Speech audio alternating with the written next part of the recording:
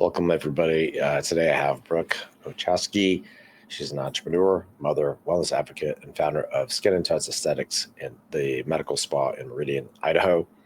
After navigating years of unexplained symptoms, she made the deeply personal decision to undergo an explant, an experience that ultimately became a powerful turning point in her healing journey. Her breast implant illness and explant experience sparked a profound transformation, shifting how she leads, heals, and supports other women. Today, she amplifies conversations around informed choices, emotional well-being, and rediscovering your true self beneath the noise.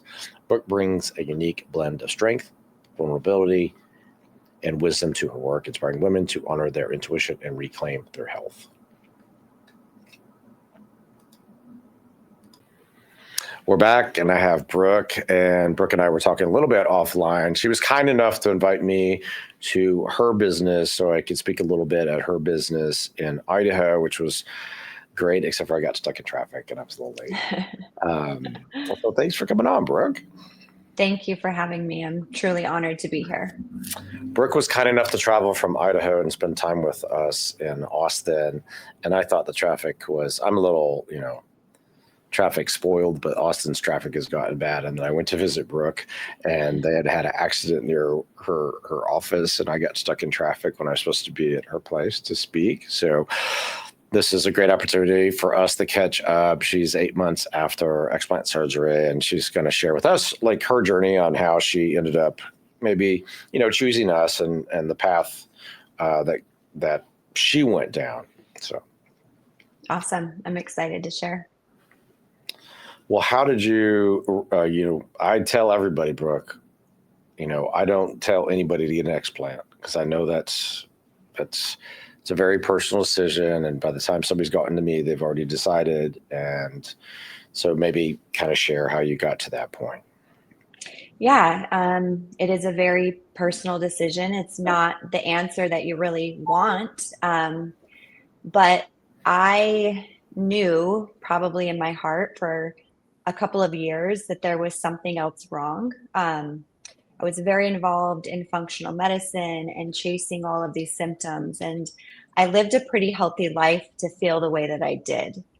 And I explored so many different options of different functional medicine pathways, supplements, doing all the things, diet, eliminating, other things that could make me feel the way I did. And nothing was really working. And I didn't accept the answer that that's just how it is. Like, oh, you're just stressed. You're just tired. You're busy mom, business owner, all of the things that didn't sit well with me. So I started to, I guess, really listen to my inner intuition that there was something else. And that's when I was led into looking into breast implant illness. And ultimately, all of the symptoms that I had been experiencing for so long, that I had dismissed for so long, were blaring right in front of me, that this was an avenue that I needed to explore,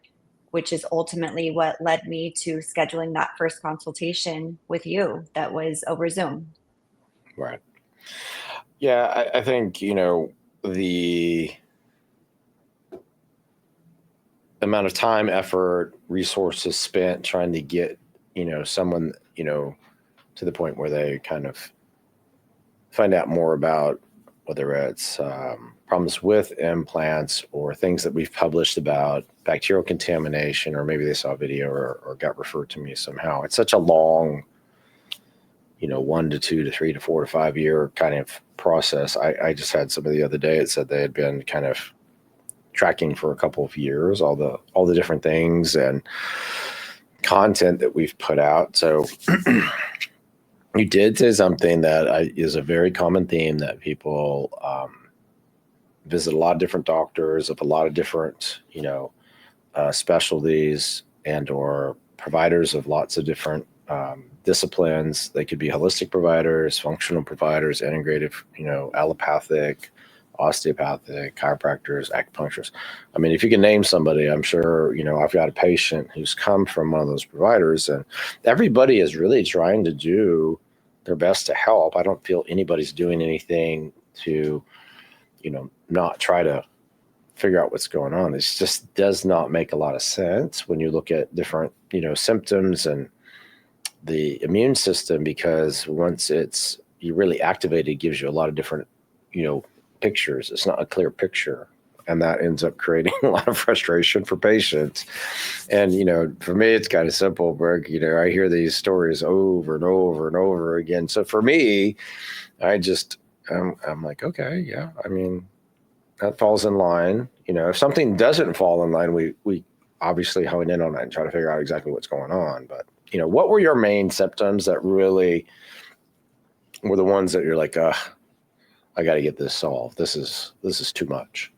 Yeah, I had been diagnosed with SIBO, and I had been battling SIBO for over a year, and it just didn't make sense to me. I had not traveled anywhere. I didn't eat anything unusual. I was already a clean eater. It didn't make sense to me that based on my lifestyle and my diet that I would have SIBO. And it then manifested in my skin. And I was diagnosed with perioral dermatitis, which that also didn't make sense. I'm a med spa owner. I help people with their skin all the time, but yeah, I couldn't help myself. Those were kind of surface level, but really, I would wake up in the morning and be ready for bedtime. I was so tired. I had no energy.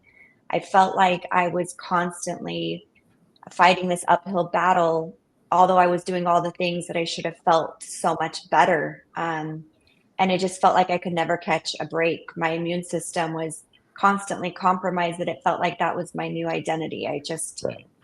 I was going to be the sick person. I was going to be the person who, had, a common cold for 3 weeks. And that had just become my identity. But after the SIBO diagnosis, it just didn't make sense to me. I thought there's got to be something more to this picture that we're missing, that we haven't explored. And we had explored everything. And I had done acupuncture, chiropractic, all of the things, yet there was still this missing piece. Yeah, I think once you have, done the basic things, and then those things, from whether it's blood work or examinations are, deemed, as you would, I'm sure, attest to, they're normal, they're fine. And you just start, trying to investigate through other sources or other testing or other levels of practitioners, and then maybe they do something, or you follow a program, protocol, etc., and it works for a little bit, and then you plateau or revert. And that's a very common, problem. I feel like maybe we expound a little bit and say, like, once you reach a certain level of chronic inflammation, it's very hard for a specific intervention, whether it's a homeopathic detox protocol, or whether it's a allopathic, medically prescribed binder, or an adjustment in lifestyle or diet or sleep pattern or whatever. Once it's so off, it's hard to just walk that back, I would say. Is that how you felt? Like, Yeah, absolutely. I mean, I think it was all just spilling over into everything. I had battled with insomnia. I'd gone down these different pathways and would get maybe relief of certain symptoms, but it it continued to spill over and continue to affect me in my daily life. Brain fog, things that just I think we chalk up to, being a tired mom, all the things that we carry, but it was like I had gotten to a point that I was so sick, so to speak. It just became my identity and who I was, and I I was not okay with that anymore.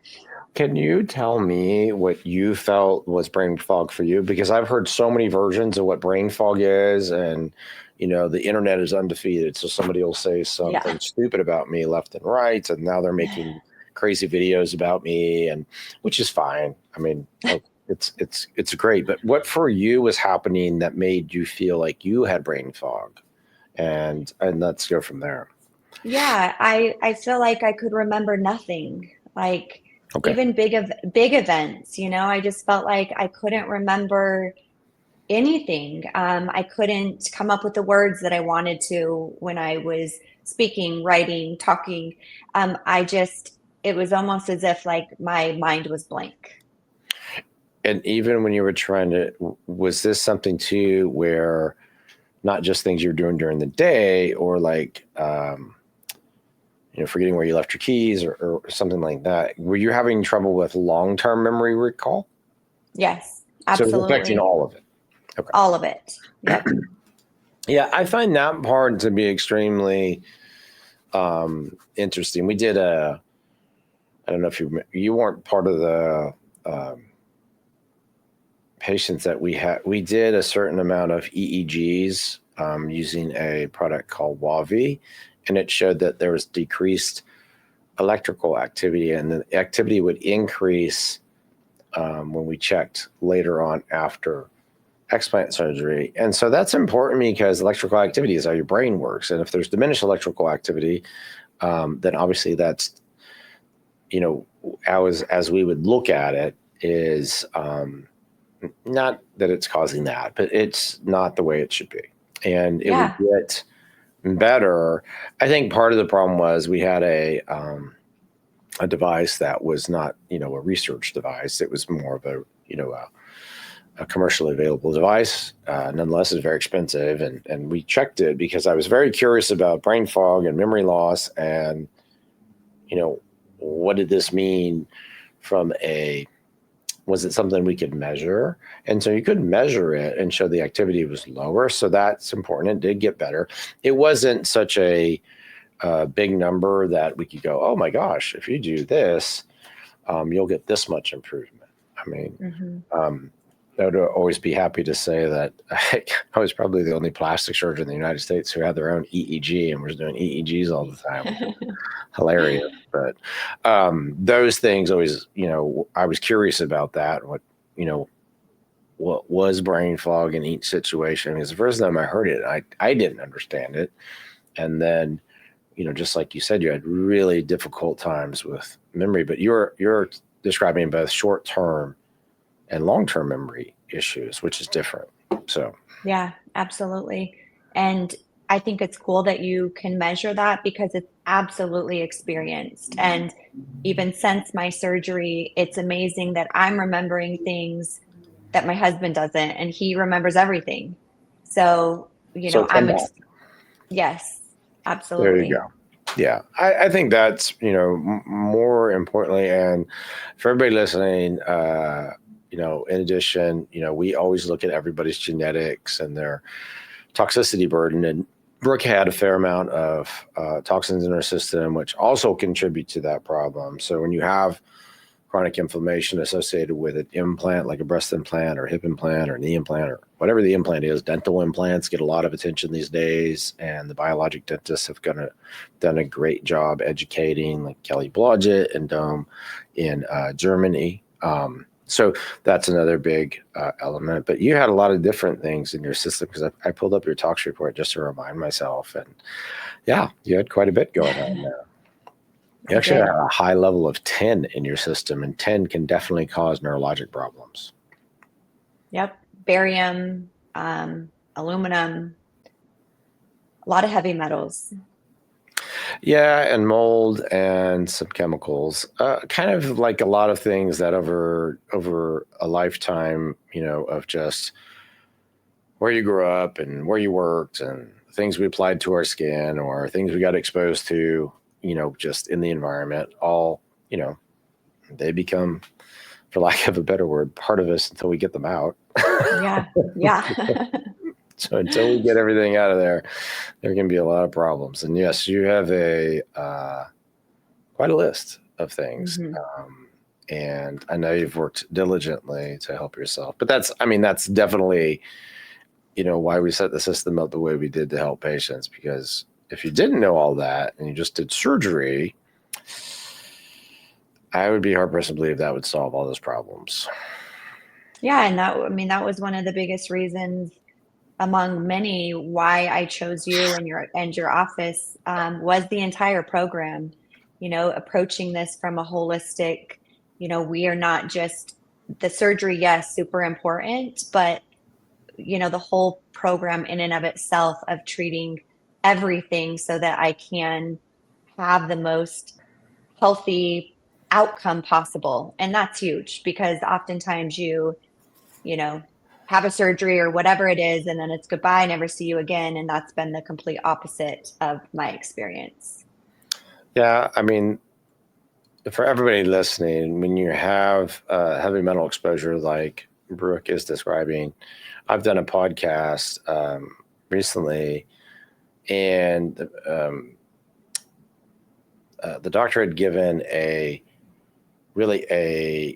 TEDx talk just about the effect of breast implants and breast implant illness, but the problems with heavy metals associated with them being in your system, how they can cause cognitive issues. And she recounted this. I remember when I first saw the TEDx talk, I was listening, and she said, there's all sorts of examples in the scientific literature about heavy metals contributing to neurologic issues. And obviously, as a plastic surgeon, I wouldn't have been like keenly aware of all that. So, Mm. I saw this in this talk. It's been several years ago now, and I finally interviewed her on my show, actually. And it was really a pleasure to interview her and hear her perspective on that, because it's not one that's really, I would say, like commonly discussed. Like, Right. is tin a big deal? And I'm like, I don't know. Like, I don't know. Is it a big deal? Well, yeah, it actually is. And when it's on high levels, like it was in Brooke's system and reflected on her toxicity report, it can contribute to what she was describing in terms of her memory, or any kind of like cognitive issues. So, like, I've had, and I'm sure, like Brooke described, I've had patients tell me over and over again they have difficulty finding words and then communicating. And then Brooke recently had this younger patient who she had a real problem processing and communicating, almost like she was had some cocktails, Mm-hmm. and she was almost not slurring, but just before you get enough drink in you to start that process. And Yeah, I was like, oh, this is not good. Like, these are like signs that we have to pay attention to, because nobody should be communicating that way. They should be able to, say what they absolutely. mean and, communicate it properly, quickly. So I don't think we, as probably, I certainly wasn't, I certainly wasn't, outside of somebody who's being worked up in a trauma unit, like for, maybe an accident, like acutely aware of how drunk someone was and they were slurring because we were looking at their alcohol levels, but they'd been in a bad accident. So, like, when you're just Right. normally communicating with somebody, you know, in a business situation, you're like, that didn't sound right. So, Yeah. so mainly the memory issues you were having, those resolved, and Mm-hmm. then you had energy issues, you said. Yeah. Energy was, gosh, it's hard to say like what was my worst symptom because there were so many. But yeah, Right. energy, and I hear that a lot in the industry. I work with women all day long, and everyone is, I hear that a lot. Like, I don't have the energy. And again, we chalk it up to age, lifestyle, of these things, but I have energy for the first time in a long time, and it's so awesome. It's like, it's liberating. It's like, oh, this is how I was supposed to feel. And Right. I used to wake up and like I said, like, oh my gosh, like I can't wait for bedtime tonight. And I started my day that way, which is awful. I'm so looking forward to the holidays, whereas in the past I might have somewhat dreaded them only in the sense that I would think, oh gosh, I'm going to be so tired. Like I'm already so tired. And I saw my great niece the other day, and she's coming over for Thanksgiving. And I just said, I can't wait to see you and play games and have so much fun. I did not have the energy to say that last year or previous holidays. Right. So it's Yeah. crazy. It's huge, and it's life changing. Yeah. If you can't recover, then every day is so much more difficult. And then the day after that, and the day after that, everything becomes that much more difficult if you can't recover. And all these symptoms of, we're highlighting, they're all symptoms of chronic inflammation. And, I talked about doing explant surgery and capsulectomy, and I did this long series about capsulectomy. It hasn't been released yet because a third, in our study, it was 29% had bacterial contamination like you did on yours. Mhm. And I feel strongly that if you don't take that out, you're going to have continued, problems with inflammation, your body recognizing that, and still that signaling process that creates inflammation is potentially going to be there and still be significant. You don't know in whom or how that will manifest, but getting all that material out and then identifying those other opportunities to get people well, like you had 10 and you had different mold toxins and some different environmental toxins. And once you start getting those things out of everybody, they feel markedly, different. Mhm. So that's basically, we created my, program basically Sharp for that purpose because I was tired of taking care of patients who on the back end seemed to be still experiencing problems. And I was like, oh, well, we have to start like understanding better on the front end what's going on. And now I pretty much, for all intents and purposes, the only way to interact in our ecosystem is work with us on that front end, and do the upfront work so that on the back end, we're not asking Brooke like, oh, hey, Brooke, we want you to do this now. We don't understand what's going on. So I think, Mhm. probably to your point, you've surveyed, a lot of folks and looked at their, surgical practices and their programming and what they did. And, we're a little bit different in terms of how we approach the problem. And we really want everybody to come in and have a very successful experience. And then we have all the, things in my office, and it's kind of a little kind of biohacking space at this Mhm. point because we have a human regenerator now, which we didn't have when you were there. So if you come visit again, we'll get you on that. Really helps calm Awesome. people down and they feel better. Like I used it Mhm. this morning because I was like, I need a little bit of a reset, so to speak. Mhm. Mhm. Yeah, I have something similar in my home as well. And I mean, you're optimizing your health, really. That's, remove the problem and then optimize. And that's what we all want. Yeah, I feel like you've done a great job in terms of sharing both, like things you faced, your specific, you know, journey. Now, moving forward, I know you're feeling better, quite a bit better actually. And, Mhm. what are the next several months looking like and what you want to accomplish from like a health and wellness standpoint? Like what still bugs you? What do you want to get, improved? Yeah, I would say, from a health and wellness standpoint, and working with your team, we're really working on my gut health. And Oh, okay. um, yeah, and we're making a lot of progress, but Good. it's not immediate. I think sometimes there's this misnomer that, you have the surgery and you're better. All of a sudden, you're great. At least social media might tell you that. Um, and maybe for some women, that's the experience, but truly, it makes sense that that wouldn't be necessarily the case for most people. So, really optimizing my gut health, my hormones. Obviously, as our gut improves, everything improves. And I've had actual, hormone correction without any supplementation just from optimizing my own health in all areas. But yeah, I think just my sleep has gotten better. For the longest time I thought, oh gosh, like I'm just an insomniac, like I'm never going to get better.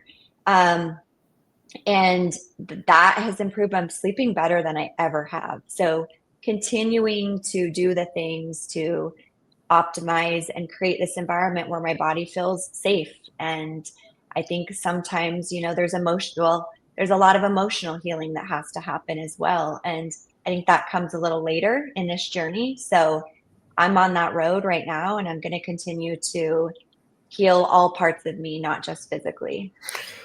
Yeah, I'm glad you brought it up because obviously gut healing, I always communicate. I feel like that takes the longest. It requires the most effort, the most attention to all the things that we can use to help, all the different tools.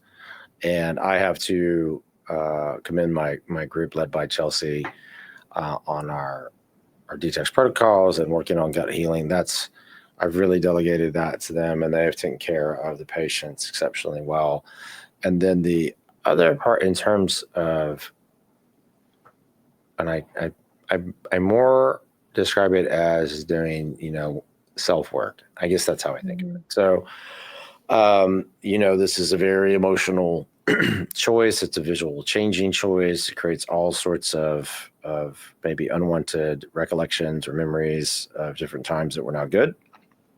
And my team and I, we try to just be as supportive as possible, but we're not, mental health folks, and we don't have that background. So we hope to have some more resources added soon, but that's as you would imagine, more complicated discussion. So I encourage everybody, to do more and more self-work and seek out resources, certainly if they're experiencing any kind of mental health crisis or anything like that before or after surgery, because that's a very serious matter. We don't want anybody experiencing that, and that's not something that I'm trained in to help with. Yeah, I love that you recognize it and speak to it because it is real. I was so afraid of what I was going to look like after surgery. I was so afraid, like, gosh, who could love me? Even though I knew that wasn't really the case, I was just, I think, afraid. And it's funny when you kind of surrender and let go and trust, you find this unbelievable strength, and your truest self reveals itself. And I look at myself now, and I think I love myself now more than I did with my implants. And I was someone Yeah. who was afraid that I wouldn't. So there is a lot of self work that is to be done for probably most people. And it's beautiful. There's so much beauty that happens during that process, and you grow and become this best version of yourself that you didn't even know that you needed to do that work. Yeah, that's wonderfully put. I've had, in particular, Alexi Panos came on and talked about it. But just like you're describing, those are all things that if you just give yourself time and space, that's the best. And I think that's a wonderful way to conclude that, because I think, having or knowing that you're more than enough is absolutely the point. And you are, always have been. So certainly not a definition by having an augmentation, and certainly the, recovery of self through the process is important. And yeah, I think everybody really would do themselves a great deal of service to help follow, Brooke and others who've, been so willing to share their experiences, because they're all very real, credible, you know, women who've experienced it and understand it better. And they're actually, I know you've shared quite a bit, and you're always willing to, chat with folks and exchange messages. So where can folks find you to follow you and just, learn more from what you've experienced? Yeah, I'm always happy to share. I feel like we go on these journeys. It's not for us necessarily. It's so that we can learn and we can share. You can find me on Instagram at Brooke Ocho, and my business, Skin and Tox Aesthetics, in Meridian, Idaho. so much more to come. I feel like I have a huge message that I want to give and to share. And I'm always willing and happy. And lastly, I just want to say thank you for having me in this opportunity. And for Oh, anyone listening, you know yourself better than anybody, and listen to your gut, your instincts, your intuition, your knowing, because you already know, and don't doubt yourself, and you're unbelievably stronger than you even know. thank you so much, bro. Thank you.